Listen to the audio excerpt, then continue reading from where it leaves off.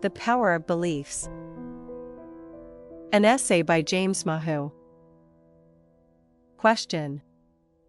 There is so much discussion around higher purpose and our destiny that I am honestly tired of it. Can you provide any fresh insight into this treadmill of discussion and debate? Answer. The concept of choice and free will are parts of duality.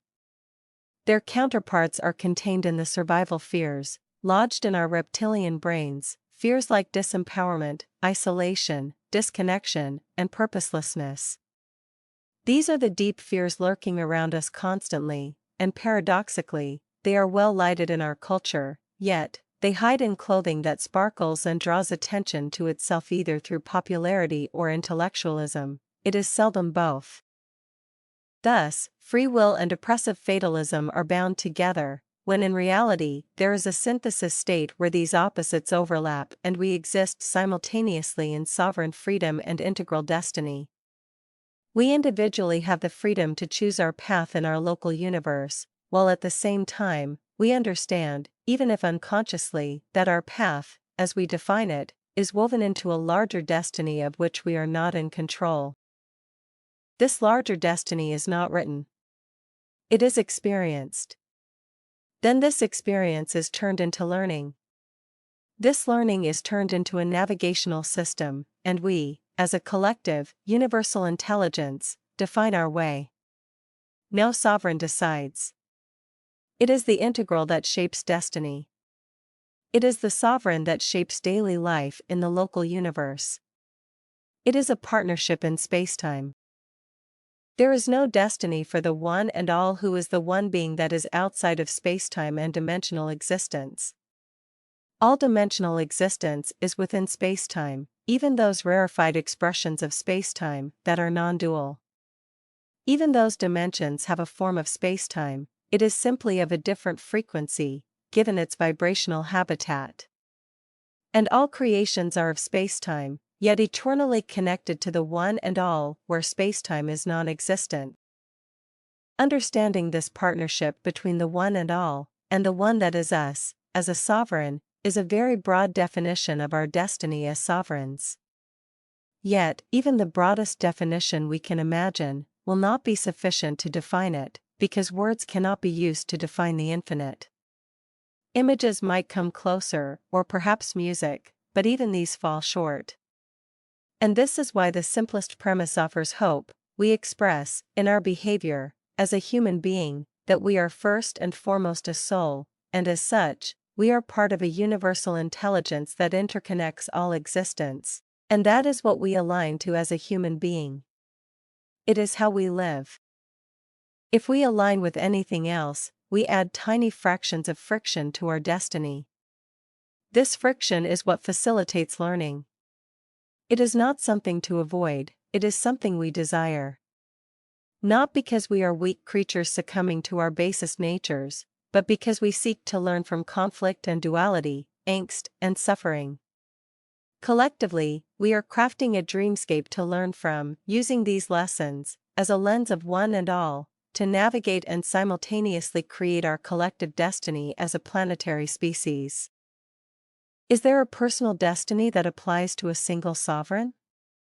Yes, it is to become aware that we are a sovereign, and then simultaneously we are aware that we are an integral. And once these are part of our conscious self, we can become partners, and once we become partners we become aligned to one and all as a member of our species, and the destiny of one and all becomes our destiny. Thus, there is sovereign destiny that flows into integral destiny that flows into one and all. These are difficult concepts to articulate. And perhaps harder still to understand with their oblique definitions and subtle subjectivity. To this I will agree, but to believe a lesser vision is really tantamount to fearing our true selves. To look at the vision and say to ourselves, I cannot possibly be that wide, deep and high. I cannot possibly be a part of the one and all. I cannot possibly be interconnected to everything in existence. I cannot possibly be a hub in a network of sovereigns that constitutes an unbroken intelligence of unimaginable insight and beauty. In this case, we would fear what we assume we cannot achieve. We would fear that what exists in our local universe does not conform to these postulates of who we are and why we are here. But if beliefs make our reality, if they constitute what is real in our local universe, then this reality is internal first, before it is externally validated. It is first an internal reality that we create, because we believe it unconditionally.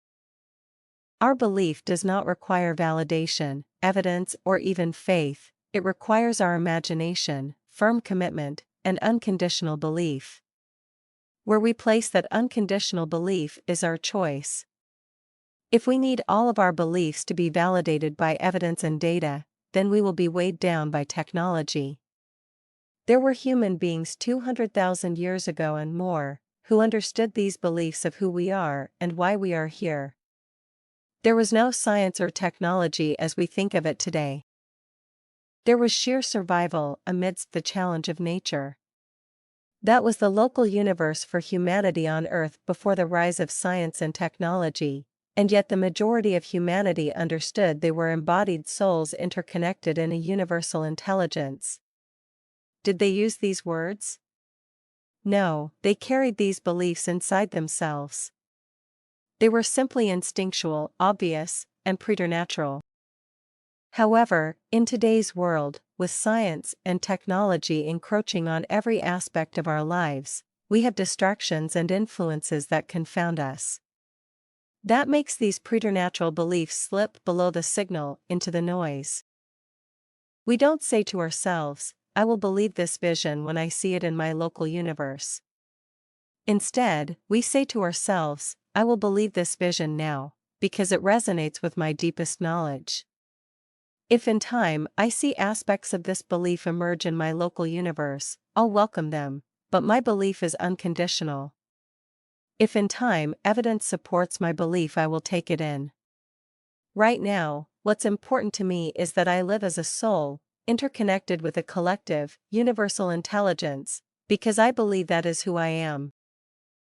We keep it simple so that unconditional love and kindness is the result of the belief.